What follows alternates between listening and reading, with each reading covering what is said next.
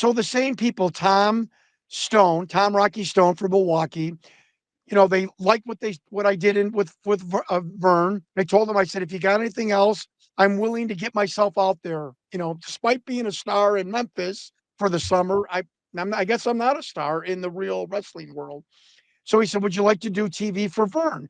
And you can, for Vince McMahon, and you can bring Sonny. You can go as the Beach Boys. I'm, I'm like, he goes, it's $300 a night. I'm like, what? You get a Lincoln Town car. They put you at the Holodome. I'm like, in, done, beautiful. I want to see what this is like, with the bigs going to play for George Steinbrenner. Sure enough, plane ticket. We get a Lincoln Town car. Sonny Rogers and I are driving. We're in Wichita, Kansas. It was just great. I went to the bathroom in Hulk Hogan's dressing room, not knowing it was Hulk's dressing room. I'm telling funny stories now. And I come out of the dressing room and I'm putting my things and I look up and there's Terry standing there. He's like, how you doing, brother? That's a hell of a tan you got. I'm like, oh, thank you so much. I'm like, there's a big plastic garbage bag, a garbage barrel of beer. And he's like, I'm like, is this your dressing room? He's like, yeah. I'm like, I am so sorry. He's like, wasn't it Hulk Hogan sign on it? This was the 88. And he's like, no, no, no, no problem. You got to leave. No problem. He goes, I'm really impressed by your tan. Keep it up, brother. So I dressed by Andre. I actually helped Andre take his maroon colored Zanzibar pants off. And that was a odoriferous experience. But Andre was really, really cool to me. He took a shine to me, which I did not exploit. So I sat there and I said, and this is something for the young wrestlers to listen to. I said to myself, I've got an opportunity here. What can I do to makes to get someone's attention, to get Vince's attention? What can I do?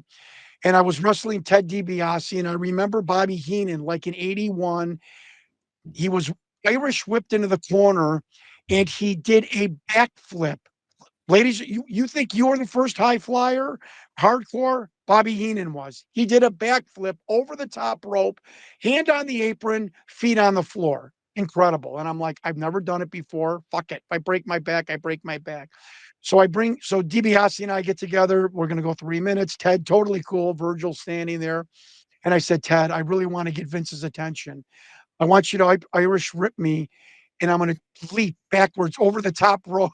I'm not, Jack. I'm here to be honest. Virgil's standing there and he's looking at me, and I said, I want to do a backflip over the top rope, and fall on the floor. And Ted goes, are you nuts? I'm like, Ted, I got to do this. I saw Bobby Heenan do it once. And Ted's like, well, they really want me to make a splash the next 2 weeks. They were setting him up for something. He said, if you do that, brother, he goes, you got a fan for life. So boom, boom, boom, boom, boom. And DiBiase backs me in the corner. They fucking don't show this on the WWF programming. They Bobby Heenan's talking about something. All of a sudden you hear, oh my God. And then they show me on the floor, but I did the backflip over the top rope. Virgil is on the other ring post looking at me. Like, we're going to scrape this kid off with a spatula. Brings me back in, and Ted is bringing me back in. Then when he's like, holy fuck, kid. And he throws me in and he pins me, and we get back to the fucking thing. And I'm not saying everyone, but about 7 or 8 guys are crowding. There was no gorilla position back then. It was Bobby Heenan had a curtain where you walked out, and somebody else at the heel curtain. It wasn't a gorilla position, but there were about 7 or 8 guys crowding around. And I walked back, and they were like, "Oh my God!" DiBiase comes flying down the hallway, and Jack, I got a little scared, like, "Oh shit, he's mad. He's gonna fucking attack me." He's It was great. I remember his face was beet red.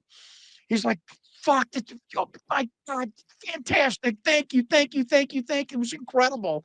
And I'm like, holy shit. And people, Hacksaw did Jim Duggan. Oh, that was pretty good. And so I'm like, geez, I really hope that made some inroads, got somebody's attention.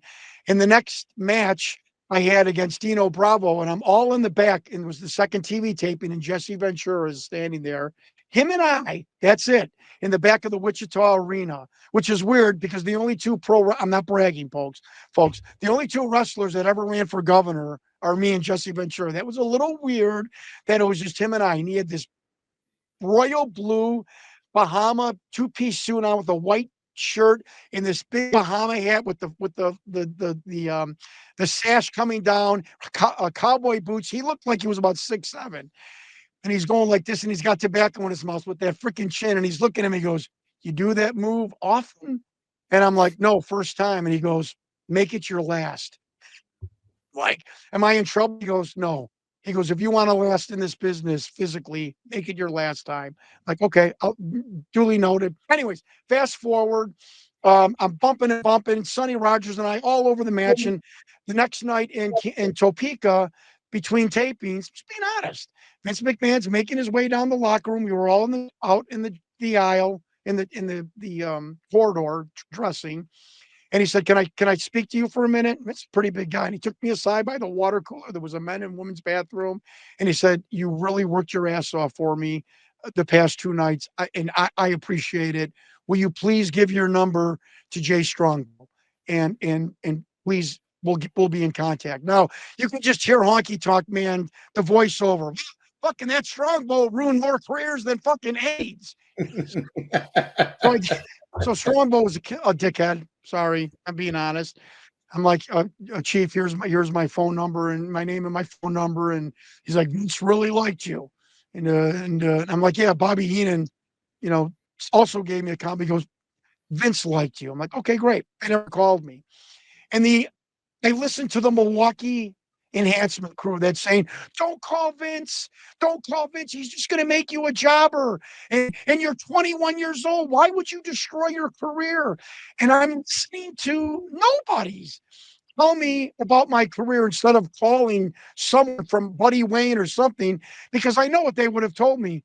At least call Vince. See what he has to say. Maybe he's got a roadmap for you. I never followed up on that, listening to the enhancement guys, Tom Rocky Stone from Milwaukee. I'm not blaming Tom.